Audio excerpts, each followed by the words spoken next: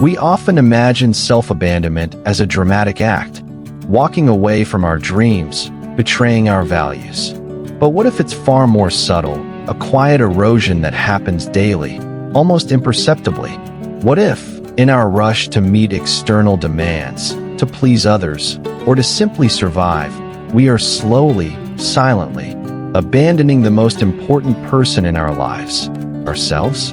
This isn't about grand betrayals, but small, consistent acts of neglect that accumulate, leaving us feeling disconnected, empty, and lost.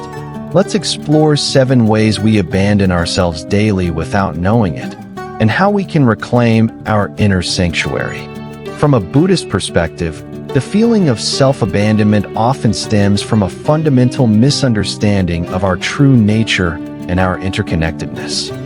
We are conditioned to seek validation and fulfillment externally, leading us away from our inner wisdom and compassion. The Buddhist teachings offer a profound path to self-reconnection, not through self-indulgence, but through sati, mindfulness, metta, loving-kindness, and panna, wisdom. These practices help us to recognize the subtle ways we neglect our inner world, to cultivate a deep sense of self-compassion, and to return to the inherent wholeness that resides within. This isn't about fixing a broken self, but about remembering the complete, awakened being we already are. Let's delve into these 7 subtle acts of self-abandonment and how Buddhist wisdom can guide us back home. 1. Ignoring our body's signals, the neglect of our physical temple. In our fast-paced world, we often treat our bodies like machines, pushing them to their limits, ignoring their whispers until they become screams. We skip meals, sacrifice sleep, and dismiss aches and pains, all in the name of productivity or external demands. This is a profound act of self-abandonment. From a Buddhist view, the body is not merely a vessel, but an integral part of our present moment experience, a precious vehicle for awakening. Ignoring its signals is a form of avijja, ignorance, of our physical reality. To reconnect, we practice mindful embodiment. This means pausing to truly listen to our body's needs: hunger, thirst, fatigue, discomfort. It's about treating our physical form with the same care and respect we would offer a beloved friend, recognizing its impermanence and its profound wisdom. By honoring our body, we honor ourselves, laying the foundation for deeper self-awareness. 2. Silencing our intuition, dismissing our inner compass.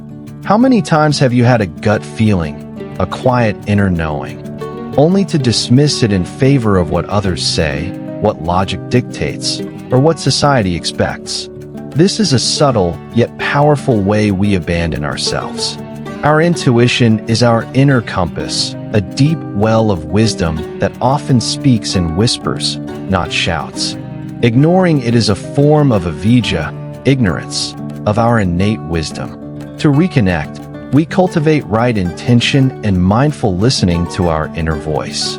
This means creating space for quiet reflection, practicing meditation to calm the external noise, and trusting the subtle nudges that arise from within. It's about recognizing that true wisdom isn't always rational.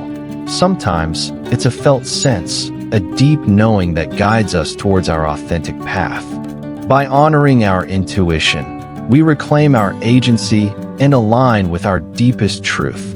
3. Overcommitting and people-pleasing, sacrificing our boundaries.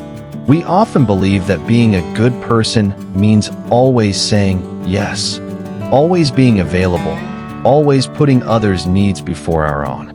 But when this becomes a pattern of overcommitting and people-pleasing, it's a form of self-abandonment. We sacrifice our own well-being, our time, and our energy to avoid disappointing others or to seek external validation.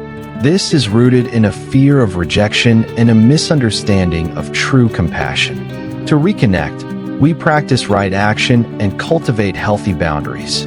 This means recognizing that saying no is not selfish, it's an act of self-respect. It's about understanding our own limits and honoring them, so that when we do give, it's from a place of genuine generosity, not depletion. By setting healthy boundaries, we teach others how to treat us, and, more importantly, we show ourselves that our own needs matter. 4. Numbing our emotions, avoiding our inner landscape. In a culture that often prizes positivity above all else, we learn to numb or suppress so-called negative emotions. We distract ourselves, we rationalize, we do anything to avoid feeling the discomfort of sadness, anger, or fear. This is a profound act of self-abandonment. Our emotions are not our enemies. They are messengers, providing valuable information about our inner world. Ignoring them is a form of avijja, ignorance, of our own experience. To reconnect, we practice mindful awareness of our emotions. This means allowing ourselves to feel what we feel without judgment or suppression. It's about creating a safe inner space to acknowledge our emotions, to listen to what they are telling us, and to let them pass through us like clouds in the sky. By embracing our full emotional spectrum, we become more whole, more resilient, and more deeply connected to ourselves. 5. Neglecting our passions and joys, starving our soul. As we grow older, we often let go of the activities that once brought us pure, unadulterated joy. We tell ourselves we're too busy, too old, or that our passions are frivolous. This is a subtle but significant way we abandon ourselves. Our passions are not just hobbies. They are the language of our soul, the activities that make us feel most alive and most ourselves. Neglecting them is a form of self-starvation. To reconnect, we practice right effort in cultivating joy. This means making time for the things that light us up, even if it's just for a few minutes a day. It's about recognizing that joy is not a luxury, but an essential nutrient for our well-being. By nurturing our passions, we reconnect with our inner child, our creativity, and our unique spark, bringing a sense of vitality and purpose back into our lives. 6. Engaging in negative self-talk, becoming our own inner critic. We are often our own harshest critics.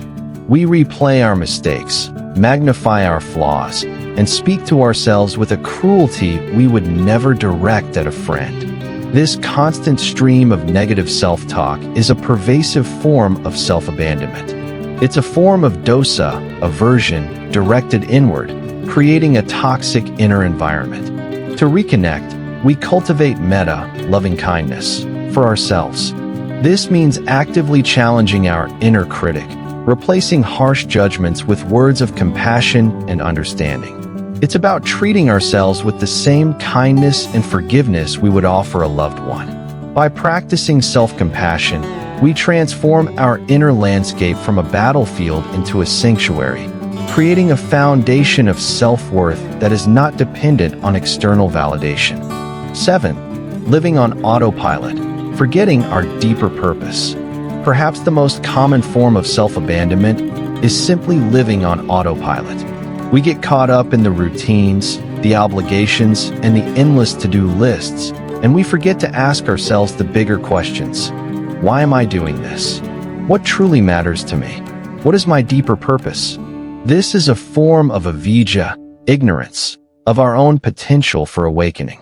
To reconnect, we practice right mindfulness and right intention. This means regularly pausing to reflect on our lives, to reconnect with our values, and to ensure that our daily actions are aligned with our deeper purpose. It's about living with intention rather than just by habit.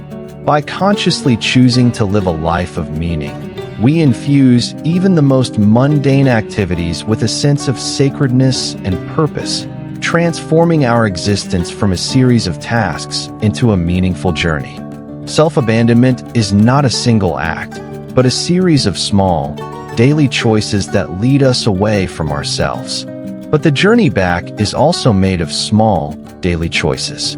By practicing mindful embodiment, honoring our intuition, setting healthy boundaries, embracing our emotions, nurturing our passions, cultivating self-compassion, and living with intention, we begin to reclaim the parts of ourselves we have left behind. This is the path of self-reconnection, a journey of returning to the inherent wholeness, wisdom, and compassion that has always been within us. It's the most important journey we will ever take. Which of these 7 forms of self-abandonment do you recognize most in your own life? And what is one small, compassionate step you can take today to begin the journey back to yourself? If this exploration has resonated with you, please consider subscribing to the Noble Wisdom Path.